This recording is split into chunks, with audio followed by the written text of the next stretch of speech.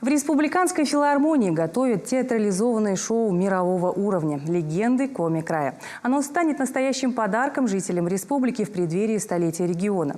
Премьера уже 9 апреля. Программа состоит из 4 частей. Сейчас идет работа над последней под названием «Осень». Репортаж Ольги Благиных.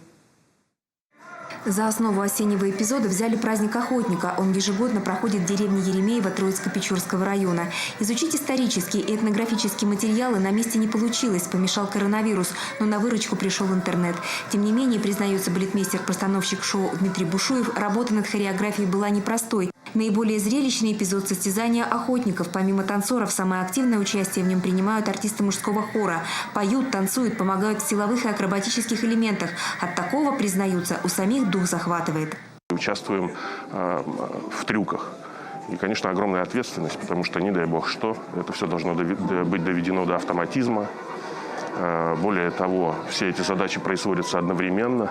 «Осень» – единственная часть в программе на русском языке. Тон задает стихотворение Виктора Кушманова «Лесная песня», написанная специально для ансамбля. Оно раньше не публиковалось и сейчас прозвучит впервые. В качестве музыкального оформления произведения Прометея Чисталева и Якова Перепелицы. Но как вплести в эту канву произведения современных авторов?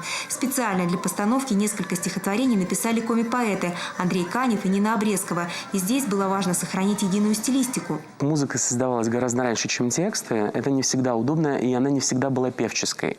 Поэтому где-то приходилось выбирать тематизмы и делать их более вокальными, более удобоприемлемыми для пения.